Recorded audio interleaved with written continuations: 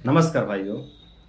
एक भाई जी हैं जो लगभग 6 महीने से ब्रह्मचर्य व्रत का पालन कर रहे हैं और 6 महीने के ब्रह्मचर्य से भाई जी को जो बेनिफिट मिले हैं, जो फायदे मिले हैं, उसको लिख करके हमारे साथ शेयर किए हैं। और भाई जी चाहते हैं कि मैं उनके कमेंट के आधार पर एक वीडियो बनाऊं और उस वीडियो को आप लोगों के साथ शेयर करूं।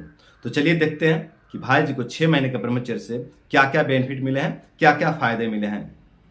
तो भाई जी कह रहे हैं कि भाई जी, आपकी वीडियो देखकर मैंने 6 महीने तक ब्रह्मचर्य का पालन किया है। फिर आगे कह रहे हैं कि आंखों से चश्मा हट गया है और कमर दर्द चला गया है। आपकी वीडियो ने मुझे सुधार दिया है, प्लीज मेरे लिए एक वीडियो।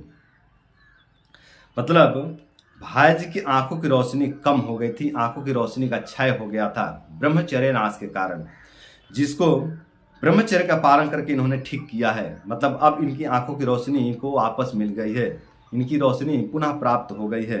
और जो इन्होंने चश्मा लगा रखा था, जो इनको चश्मा लग गया था, वो चश्मा अब हट गया है।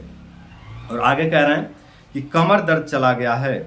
मतलब इनके कमर में दर्द रहता था, जो अब ठीक हो चुका है। और कह रहे हैं कि आपकी वीडियो ने मुझे सुधार दिया है।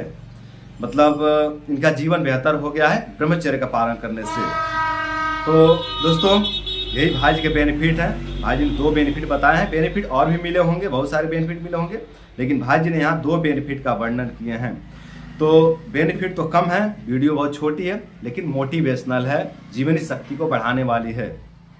तो यदि आपके भी आंखों की रोशनी का क्षय हो गया है तो आप ब्रह्मचर्य व्रत का पालन करके अपने आंखों की रोशनी को बढ़ा सकते हैं, अपने खोए हुए आंखों को पुनः प्राप्त कर सकते हैं आप ब्रह्मचर्य व्रत का पालन करके।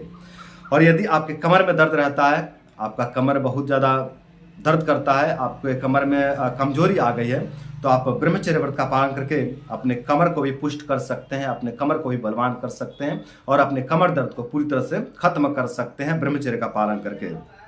या फिर आपके शरीर में किसी भी प्रकार का कमजोरी आ गई है ना, तो आप ब्रह्मचर्य व्रत का पालन करके अपने उस कमजोरी को पूरी तरह से खत्म कर सकते हैं।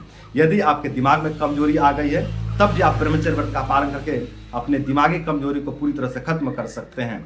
यदि आपके हृदय में दुर्बलता आ गया है, तो आप अपने हृदय की दुर्बलता को भी ब्रह्मचर्य से ठीक कर सकते हैं।